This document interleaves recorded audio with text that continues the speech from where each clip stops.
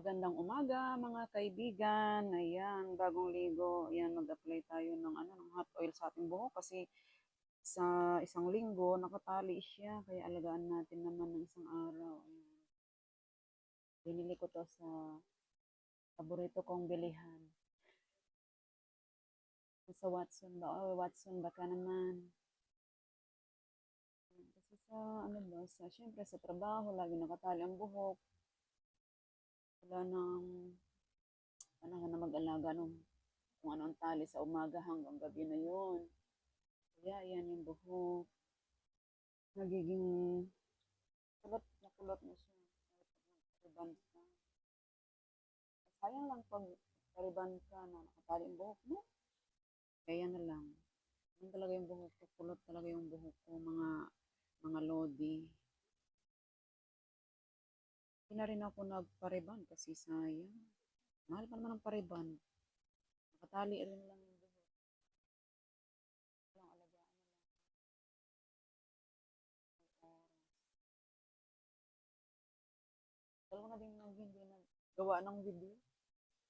Nakatamad na. Update lang pero mula nung nagtrabaho ako sa Lazada,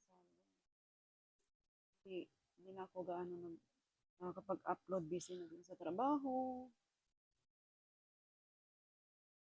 Pero okay lang. May trabaho naman tayo. Yan, tiyaga-tiyaga lang. Sa mga hindi ko pa nabalikan ako, pasensya na po kayo mga kaibigan at talagang wala na ako sa oras sa pag-reply. Pag uwi ko sa bahay, pag gabi, ako, tulog na agad. Wala pa nga 5 minutes na nakakapag-nood ng mga update sa profile. Nakatulog na. Yung ipahinga mo sa bahay, tulog lang. Nabukasan, pasok uli.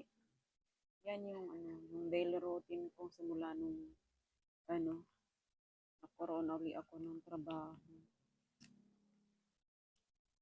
Kaya madalang din ako makitang nag-upload. Nag-upload man yung sa na, laging nasa trend. Ayan, kulot talaga siya mga kaibigan. Kaya, ayan, gusto ko siya laging itatali na lang.